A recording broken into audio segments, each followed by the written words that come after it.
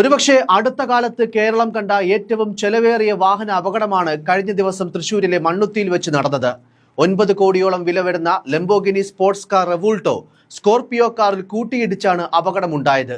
ഈ അപകടത്തിന്റെ ദൃശ്യങ്ങളടക്കം പുറത്തു വന്നതോടെ സോഷ്യൽ മീഡിയയിൽ വിഷയം വലിയ ചർച്ചയായി.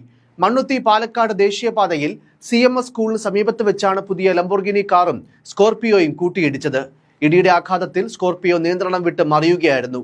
വാഹനങ്ങളിൽ ഉണ്ടായിരുന്നവർ നിസ്സാര പരിക്കുകളോടെ രക്ഷപ്പെട്ടു. പിന്നീട് പോലീസ് എത്തി വാഹനങ്ങൾ നീക്കം ചെയ്തു.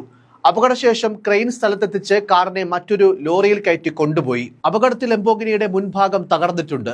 പ്രമുഖ വ്യവസായി ജോസ് ആലൂക്കാസിന്റെ മകൻ ജോൺ ആലൂക്കായുടേതാണ് അപകടത്തിൽപ്പെട്ട ലംബോർഗിനി സ്പോർട്സ് കാർ റെവൂൾട്ടോ. 1 മാസം മുൻപാണ് പുതിയ ആഡംബര കാർ ജോൺ സ്വന്തമാക്കിയത്. അപകടത്തിൽപ്പെടുന്നതിന് ദിവസങ്ങൾക്ക് മുൻപ് ജോൺ ഇതേ ലംബോർഗിനിയുമായി കറങ്ങുന്ന വീഡിയോയും പുറത്തു വന്നിരുന്നു.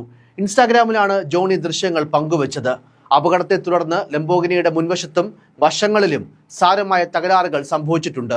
വാഹനത്തിന്റെ പിൻഭാഗത്തെ ചക്രവും സസ്പെൻഷനും പൂർണ്ണമായും തകർന്നു. മുൻവശത്തെ ടയർ റിമ്മും തകർന്നിട്ടുണ്ട്. എന്നാൽ ഇത്രയും വലിയ അപകടം നടന്നിട്ടും വാഹനത്തിന്റെ സുരക്ഷാ സംവിധാനമായ എയർ ബാഗുകൾ പ്രവർത്തിച്ചില്ലെന്ന വിധത്തിലാണ് റിപ്പോർട്ടുകൾ. സ്പോർട്സ് കാർ ആയതിനാൽ ഇടിയുടെ ആഘാതം ചെറുതായതുകൊണ്ടാണ് എയർ ബാഗുകൾ പ്രവർത്തിക്കാതിരുന്നതെന്നാണ് സൂചന.